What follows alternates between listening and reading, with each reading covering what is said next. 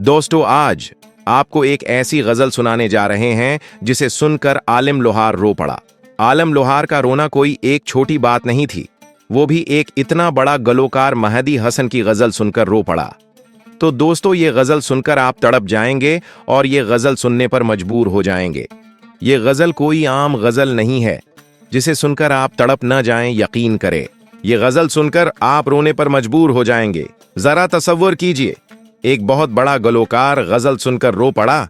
तो दोस्तों, आप क्या चीज हैं? तो वीडियो को लाइक कर लीजिए, बेल आइकन के बटन को प्रेस कर लीजिए, वीडियो एंड तक देखें, तभी आप ये गजल सुन पाएंगे। अगर मजा ना आए तो वीडियो को डिसलाइक कर देना। दोस्तों, आपको बताता चलूं, इस गजल ने हिंदुस्तान को जाम करके रख दिया। लोग ये गजल सुनकर यही कहते थे, मेहदी हसन की क्या बात है। मेहदी हसन को दूर दूर से काले आने लग पड़ी कि हमारी महफिल में तशरीफ लाइए, हमारी महफिल में तशरीफ लाइए। लेकिन मेहदी हसन वहीं जाते थे जहां उसको इज्जत मिलती थी। यह गजल सिर्फ एक गजल नहीं बल्कि एहसासात का वो तूफान है जो दिल के अंदर छिपी हुई सारी खामोशियों को तोड़कर रख देता है। दोस्तों, आज हम आपको जिस गजल के बारे में बता रहे हैं वो ऐसी है जिसे सुनकर सिर्फ आम लोग ही नहीं बल्कि आलम लोहार जैसा दरवीश सिफत और अजीम गलोकार भी जब्त न कर सका। उसकी आंखों से आंसू बह निकले, क्योंकि जब आवाज सच्चाई से निकलती है तो वो दिलों के बंद दरवाजे खोल देती है। ये वो लम्हा था जब फन ने फन को सलाम किया। एक लेजेंड दूसरे लेजेंड के सामने खामोश हो गया और ये साबित हो गया कि असल फनकार वही होता है जो दिल तक उतर जाए। सोचिए जरा, जब आलिम लोहार जैसा फौलादी आवाज वाला शख्स रो पड़ा तो उस गजल में कैसा दर्द होगा, कैसी सच्चाई होगी, कैसी तड़प होगी जो सीधी रूह में उतर गई। ये कोई मामूली बात नहीं कि एक बड़ा गुलकार दूसरे बड़े गुलकार के फन के सामने खुद को बेबस महसूस करे। दोस्तों, ये गजल सुनने वालों के दिलों में आग लगा देती थी। महफिल में सुनाटा छा जाता था, सांसें रकसी जाती थीं, लोग अपनी आंखों को छिपाते थे मगर आंसू नहीं छिपते थे। यही वो असर था जो मेहदी हसन की आवाज में था। वो लफ्जों को नहीं गाते थे बल्कि लफ्जों को जीते थे। उनकी आवाज में ऐसा वकार था जो सुनने वाले को खुद से मिला देता था। और यही वजह है कि ये गजल सुनकर लोग बार बार यही कहते थे कि ये सिर्फ गाना नहीं, एक दुआ है जो आवाज बनकर निकल आई है। यही वजह थी कि इस गजल ने हिंदुस्तान तक को हिलाकर रख दिया।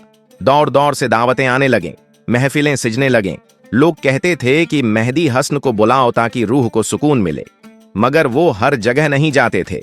वो सिर्फ वहीं जाते थे जहां इज्जत होती थी, जहां फन की कदर होती थी।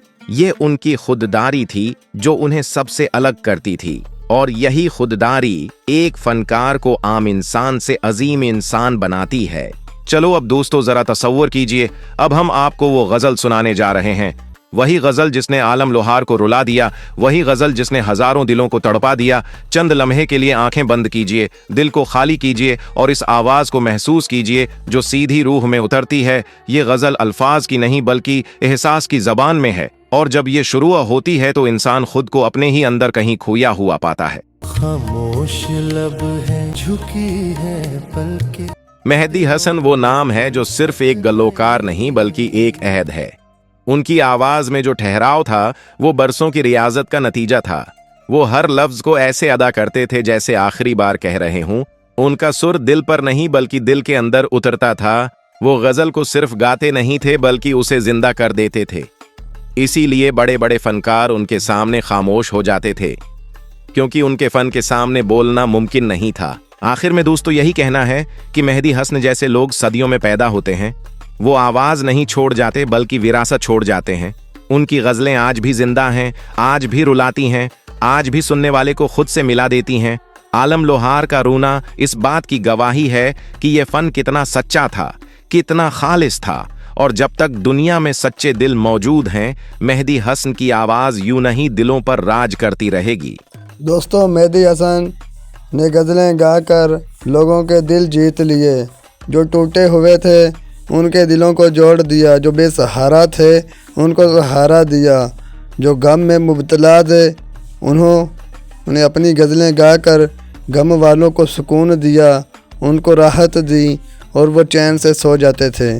इसीलिए कहा जाता है मेहदी हसन की आवाज़ सरहद पार कर गई।